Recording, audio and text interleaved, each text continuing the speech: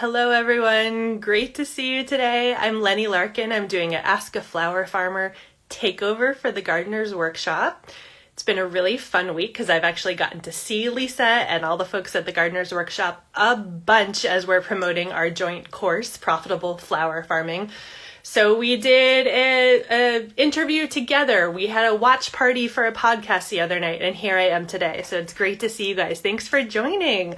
So I am here today to answer any questions you guys have about our workshop with the Gardener's Workshop, Profitable Flower Farming, but also about profitable flower farming in general. So if you've got questions today about flower farm business stuff, sales, marketing, profit, numbers, strategy, I'm your gal. So go ahead and you can start asking questions by tapping on the question mark button and adding the questions there, and I will get to them as we go. I'll introduce myself, but as we get settled here, go ahead and start asking your questions so I have some good juicy questions to jump in with. So as I've said, I'm Lennie Larkin. I have B-Side Farm, Flower Farming for Profit, and I'm the host of the upcoming Sell Your Flowers Summit in November.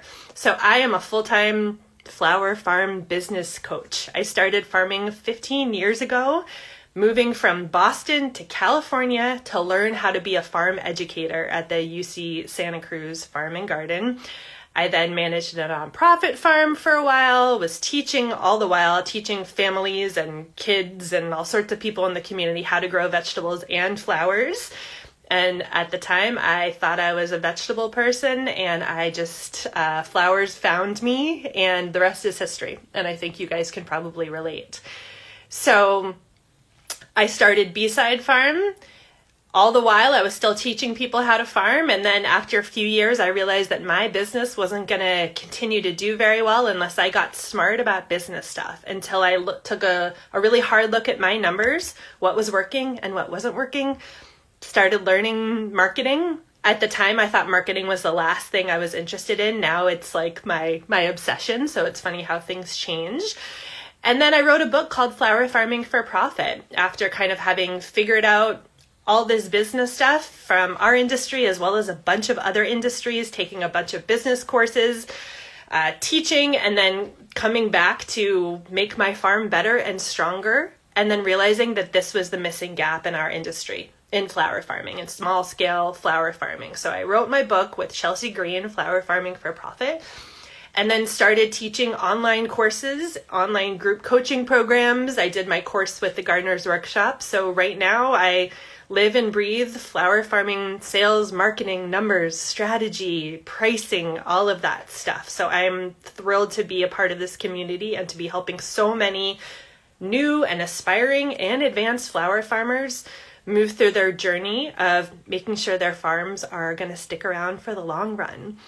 And if you know me, you know that that means that I suggest that we can't keep spending all our time out in the field, right? Tending to the plants, weeding the weeds. We have to start spending time looking at the back end of our businesses. So really nice to see you all today. If you've got questions about flower farm profitability, sales, marketing, numbers, go ahead and drop them in the question bubble. I will keep vamping until I see some questions come in. I'm always worried that when I touch these little buttons, I'm going to lose the whole thing, but not the case. All right, first question, send it my way, guys. So we have been running a special that ends today on our workshop with the Gardener's Workshop called Profitable Flower Farming. We've had tons of students take this course already over the past year, and this is your chance to get, I think, $40 plus off of it if you buy it today. It's a great mini course. You can binge it in about, I think it's 3.5 hours, but you can also buy it now and watch it all winter. All right, I see a question. What's a realistic profit margin to expect in your first few years? What about in later years? Great question. So here's where talking about profit margins and net profit and gross profit, kind of the way we talk about these metrics casually, is different than how bookkeepers or accountants would talk about them, right? So let me kind of give a few different answers. In general, flower farming as a business, in terms of the amount of the gross sales that you could expect to keep as profit, and I'm going to use that term profit to mean also what you're paying yourself as the farm owner. There's different ways of defining that, and there's different ways of looking at it in your books as well. But most flower farmers are going to expect somewhere between a 30 and 40% net profit margin. That means if you're selling $100,000 worth of flowers over the course of a year, maybe you'll be putting 30 grand or 40 grand in your pocket. Does that shock anyone? I know that sounds pretty low. Really, for bigger farms, big farms on 10, 20, 30 acres, like real big flower farms, and that's not most of us here today, but those farms are typically going to see a slightly lower net profit margin. As your farm grows and your expenses grow, you do things to become sustainable, financially sustainable. But that means that the owner take-home pay and the net profit is a little bit lower, maybe 20 to 30%. And then on the other end of the spectrum, if there's a small farmer florist selling their flowers a bunch of different ways, maybe a farm stand, farmers markets, weddings, especially those of you who do lots of weddings, and you're doing most of the work yourself. So you're keeping things pretty small and tidy. You're not hiring a big team. You might see a higher profit margin, especially in the first few years. You know, some people will tell me that they're maybe making like a 50% profit margin. So that means, selling $100,000 worth of flower products and services and keeping 50 grand of it. However, I think that's probably an unsustainable business. That was me for a long time, right? Doing everything myself. But as any business coach will tell you, you need to prepare to, and I'm sorry, this is gruesome, but you need to be prepared to be hit by a bus tomorrow. Like, what will happen to your business if you are sick or injured and can't do everything yourself? That's one of many reasons to start hiring people and building your team, even if it's a small team. But all to say, as your farm gets a little bit bigger, a little bit more established, you start having expenses that you didn't have in the beginning. Maybe in the beginning, you're not doing your books at all. Raise your hand if that's you. You're not doing your books. You haven't looked into bookkeeping yet. But as you start to bring in real money and spend real money, you want to do everything above board. You also need to be smart and savvy with your tax strategies. So you need to start doing your books, and maybe you learn to do those yourself. Or like a lot of us, maybe you outsource your bookkeeping. And this is just one example, but that's an expense you might not have accounted for in the beginning. But then once you account for it, it starts eating into your profit, right? And that's all good. It is kind of a scary place to be doing everything yourself. And a lot of us, we don't really count our hours in the beginning. We're working all the time. Most of us are working on top of another job, but you're not tracking your hours. You're not technically paying yourself. You're just keeping any money that's left over, right? And in terms of a bigger picture of how much money you can make flower farming, you have to take the workshop, Profitable Flower Farming, that's on sale today with the Gardener's Workshop to get my full answer for that. But really, depending on what you're doing with your flowers, you could be bringing in, on an acre is actually a lot of crops. I'm sure a lot of you know that. But if you're growing 1 acre of crops, you might be selling $40,000 worth of flowers off of that acre. Up to, if you're doing weddings and stuff, up to $200,000. That was my farm, before I ramped my farm back down to start teaching full time. We were doing about 250 grand on about 3/4 of an acre. And about 100 grand of that was weddings. The rest was farm stand and some florist sales and a few workshops. None of my courses or anything. I'm not counting those in that number.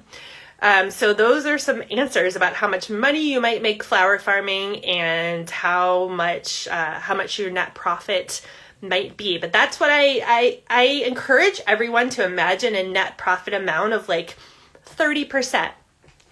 All right, I see another question in here.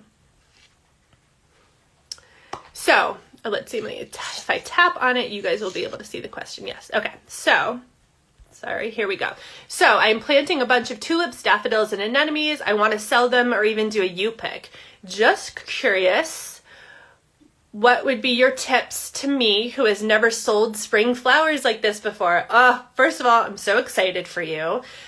Tulips, daffodils, and anemones. So, not that you did anything wrong, but selling those flowers when you haven't really, I think you said you're just starting to sell flowers for the first time, right? Yes. Those flowers are expensive to grow, right? Tulip bulbs, I'm not even in touch with this year's tulip bulb prices, but usually for tulip bulbs, I end up paying around, from 30 cents a bulb to 70 cents a bulb for the really expensive ones, right? By the way, you guys, I see a few more questions coming in. Go ahead and put those in the question bubble. That way I won't have to scroll to look for them. They'll be able to show up. So if you even put a question just on the screen, go ahead and pop it in the question bubble for me. So tulip bulbs. Tulip bulbs are so expensive. That means that it costs you a lot before you even get into thinking about how much labor go into growing that crop. Something like a zinnia, right? It's a cheap seed, but that doesn't mean it's necessarily a cheap crop to grow. There's also all your labor that goes into it. But with a tulip, there's the labor. There's also that just big upfront cost of the bulb. So let's say you order 100 tulip bulbs, right? Most people who end up growing a lot of tulips grow them in the thousands. We used to grow 10,000 tulips or something. But let's say you order 100 tulip bulbs and you're just getting started. You haven't perfected your tulip growing process yet. You don't have tons of customers yet. And let's say 25 of those bulbs rot in the ground because you're not an expert at that yet. Let's say 25 of those bulbs that turn into flowers you're not able to sell because you haven't found enough customers yet. That means you only have 50 flowers to sell. And so you better be charging top dollar for them because they need to pay for all the 50 tulips that didn't grow or didn't sell. Are you with me? So we used to sell our tulips through our farm stand at $3 a stem. If we were selling them to a florist, maybe it would be about $1 a stem. In other parts of the country, you can get more money for tulips, maybe $1.50 a stem, $2 a stem, depending on the type of tulip. And then we always multiply by 2 or 3 to our end customer. That's the retail price point. So all to say, these spring bulbs are expensive to grow. So I want you all, those of you who are just growing these expensive bulbs for the first time, and ranunculus corms and anemones, all of this, to really start focusing on your marketing right now. To start getting people in the door to your business, the proverbial door, right? That could mean following you on Instagram, joining your email list, so that they are ready to buy when you have those bulbs ready to sell in the spring. I have some people in mind who you guys should go follow if you're interested in learning this thing about, how to build hype for your crops that aren't even blooming yet. Lauren at Alchemy in New York has an awesome tulip program, and she is promoting them right now. So go check out her Instagram. Same with Brooke at Jenny Creek. Those two happen to be best friends, and they're students of mine, and they just kill it with their sales and with their Instagram. They do beautiful things on Instagram. You guys don't have to be as fancy. You can really come up with some ideas and then run with them. One great idea might be doing a countdown between now and when you think those bulbs are going to bloom in the spring. How many days or how many months is that? And you don't need to know exactly. But start building the hype, because the winter is long and people will be hungry for flowers. And if they find you now and you start talking about what you're going to have for them for the spring, you'll be even better off. Let me go back to the question here, though. Yeah, I think those are my best tips for that question. And I see there's a bunch of other ones here. So this is perfect. Another question is, do I think QuickBooks is the best option for first-year grower? And what is the best way to stay on top of expenses for an LLC? So whether you're an LLC or sole proprietor, whatever business structure you choose, and I bet there's a lot of you out there who haven't chosen a business structure yet, that's totally fine. I was a sole proprietor for years and years, but I also didn't have many assets at the time. I didn't own property. I didn't have much to lose. Forming an LLC earlier in the game is better when you have things to lose, and it's just better across the board, but it is a little bit more expensive and it takes a little bit more few more forms you have to fill out. But if you do nothing, you are sort of by default a sole proprietor. So keeping track of your expenses, even if you're just starting, is so important. And if you are brand new, you might consider just using a spreadsheet, an Excel spreadsheet. But QuickBooks is awesome. I use QuickBooks online. I love it. I also work with a bookkeeper. If you haven't read Julius Shanks' The Farmer's Office, that's a great book for you to read to get started learning about bookkeeping and bookkeeping for farmers. All right, let's go to the next question. What should a new farmer charge for his or her time per hour to pay? Great question. So yeah, I preach all the time to start keeping track of your hours so that you can be paying yourself. If you are just getting started, I think you should choose a rate so that you can, even if you're not paying yourself this way, you can start valuing your time appropriately. It could be at the low level, it could be like minimum wage. I'd say maybe looking at something more like 20 or 25 bucks an hour is probably more appropriate. That will help you realize how much time you're putting into this business, and it'll help you set goals for sales so that you can start being ambitious with how much you need to sell. Because most of us, it's a rude awakening when we've been pouring so much time and effort into the farm, and then it's not until year 3 or 4 or 5 where we really start realizing how much time we pour into this farm. And if you're pouring all that time into the farm with your work hours and not making money during those work hours, I don't know about you, but I wouldn't be able to pay my mortgage. So let's go ahead here. More questions. I think those might be all of the questions that are on topic.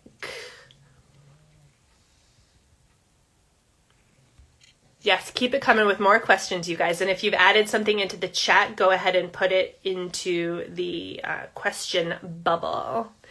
But all this stuff about how much money you can make on a flower farm, how to get started thinking about what kind of customers you need to find, those are the exact things we cover in my course with the Gardener's Workshop.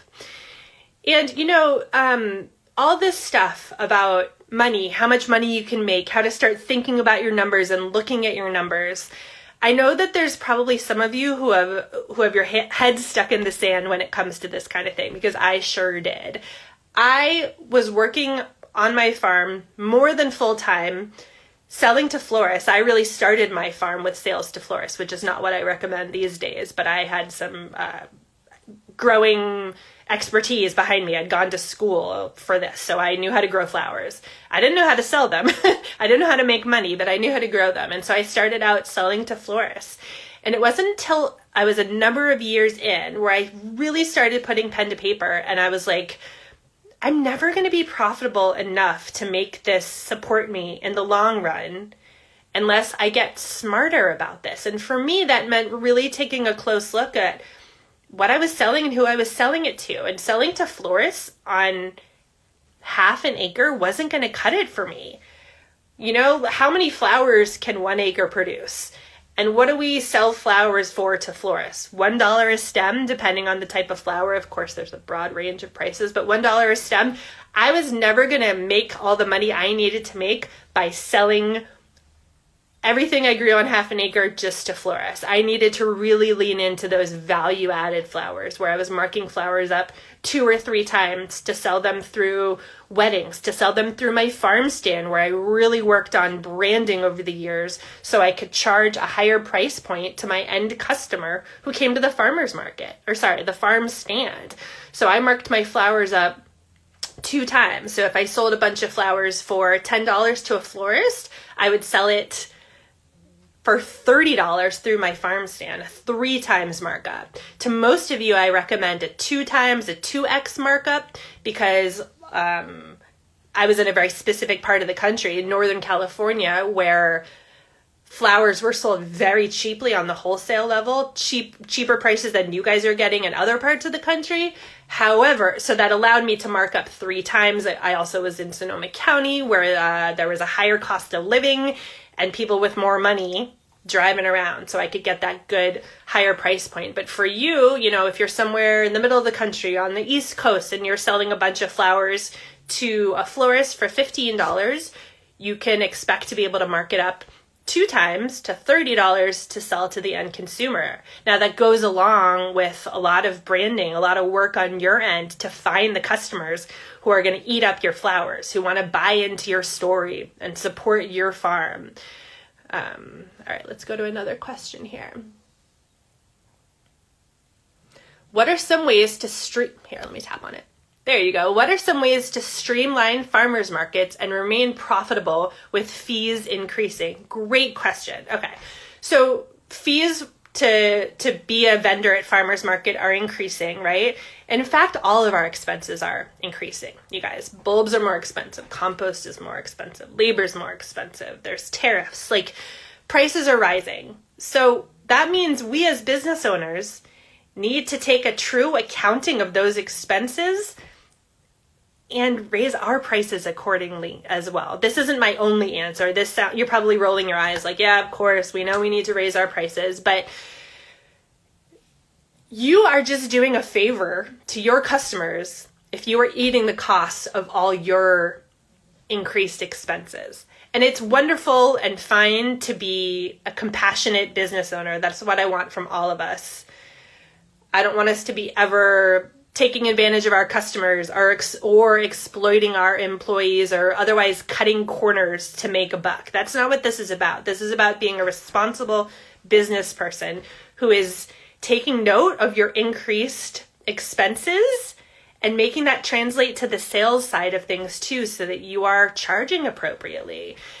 But in terms of things like an increased fee to participate in a farmer's market, I want this to light a fire under your butt to go out and be more aggressive with sales. And this doesn't mean becoming a sleazy salesperson. This doesn't mean emailing and calling your customers day and night to remind them to come buy your flowers. It just means putting marketing and sales first and foremost in your brain, not letting it be an afterthought. I was working with a flower farmer the other day who told me, she was sort of laughing at herself, that she worked with me, took my farm stand course to open her farm stand. She did all the signs. She did all the social media marketing. She talked to her neighbors and her friends in her community. And then once it was open, she had an amazing opening weekend. And then she sort of sat back and sort of kid herself that she had already done the work to find the customers, and now the farm stand was just going to work on autopilot, right? We had a good laugh together because of course that's not true, but I totally understand where she's coming from, and I was that way too. But no, in fact, it's an ongoing effort. It takes weekly, if not daily, effort and time spent on your marketing and your sales to find new customers, to reconnect with old customers, to connect with other local businesses in town so you can do collaborations or giveaways or get in front of their audience, to pounding the pavement and finding new customers in your town. So all to say, if your fees are increasing, if your expenses are increasing, it just means you need to double down on your sales and marketing in addition to making sure to raise your prices. And while we're on the subject, so many flower farmers start out at farmers markets without really considering how much time and expense it's costing them to be selling at that market. And if you're only bringing in $100, $200, maybe even $500, I really want you to think about your time first of all. So let's pretend you are valuing your labor at $25 an hour, right? You maybe loaded up the van for an hour or two. That's $50. You spent 4 hours at market. That's another $100. So just thinking of your labor for being there, you need to make sure you're bringing in the sales to make that all pay off. And it doesn't need to be fancy bookkeeping or accounting to figure this out. You can do this on the back of a napkin. So Lisa and I actually coached a flower farmer, Tori, a lovely flower farmer in Virginia, last month or so, as Tori was really taking a hard look at her farmer's market, and it's her small town farmer's market. She loves being there, but it's not paying off for her. But you know what? Now that she's built up enough of a clientele, enough of a reputation, she's considering leaving the farmer's market, and that's what we advised, both of us independently, that's what we advised, leaving the farmer's market and taking her customers with her. It sounds like she's robbing the farmer's market. She's not. They'll still shop there for other things, but bringing them back to her farm, to a members only market, or perhaps a farm stand where she doesn't have all the have all the expenses of being at that farmer's market all day, but she can capitalize on her raving fans that she's already built up for her farm. So if farmers markets are not paying off for you and paying for all your labor, all your flowers, if you're not coming home with tons of flowers, it's just something you really need to take a hard look at. Is that farmer's market really paying off for you? I think we might have time for about one more question. All right, actually, I think we should start wrapping up here. So I wanted to remind you all that the workshop that I teach with the Gardener's Workshop, called Profitable Flower Farming, it's really set up for part-time flower farmers. And it is on sale through today. You can get $40 off. It's an on-demand course. It's between 3 and 4 hours long, so you can either binge it all right away, or you can buy it now and watch it this winter. But this course, this workshop, is a great way to dip your toes into what it means to be a business owner, right? To what it means to be the person in your business who is going to be looking at the numbers, thinking strategically about the sales channels. Where are you selling? Where is it worth you selling? Where is it not worth you selling, right? No one else in your business is going to be doing this. And you can start to hire someone else to help wash the buckets or do the weeding or even cut the flowers. But in 99% of cases, it's you as the farm owner who needs to be the one taking the bird's eye view of the business and thinking strategically. Lisa and I were chatting about this the other night, but if you only have 20 hours a week to work on your farm because you're busy raising your kids, or you're busy with your career or your day job, or both of those things, if you only have 20 hours to devote to the farm and you're spending it all in the field weeding and pinching and netting, who is focused on the strategy of the business? And without a strategy, without a plan, I hate to say it, but you're not going to get very far. I talk to flower farmers every week who are considering shutting the doors in their business because they are burned out and it's just not paying them back. Their spouses are at times becoming frustrated because you're putting all of your extra time into this hobby that you probably loved in the beginning, but once burnout sets in, it can kind of diminish that love a little bit. And that's not what I want for you guys. Once I learned how to take control of my business and take a strategic look at what I was doing and what was working and what wasn't working, once I learned that stuff, I started to love my farm even more. And now, I am known as like the business person for our industry here, but I wasn't always that way. I was just a hippie who wanted to be outside and wanted to grow flowers and wanted to feel present and be connected to the changing of the seasons and grow beautiful flowers and get them out to my community. That's what I wanted. But when I really, really took a look at what was happening behind the scenes of my business, I wasn't going to be able to keep it up unless I got smart. And so getting smart and learning to think about sales and marketing and numbers and the game of business provided another layer of depth to my flower farming experience. It enriched me as a person. And I'm just here to say it doesn't detract from the farm. What detracts from the farm is you getting burned out and starting to resent the farm. I don't want that for you. I want you to love the farm as both a profitable, productive, efficient machine, and also that somewhere that you still have so much love for that you want to finish work at 5 o'clock every day so that you can pour yourself a glass of wine and stroll around the field. That's what I want for you. All right, I'm going to sign off for today, you guys. Thank you so much for being here. Come follow me at Flower Farming for Profit. I would love to work with you all. Love to see you inside this workshop with the Gardener's Workshop called Profitable Flower Farming. It's on sale today. And until next time, I'll see you guys soon. Don't be strangers. All right, bye everyone.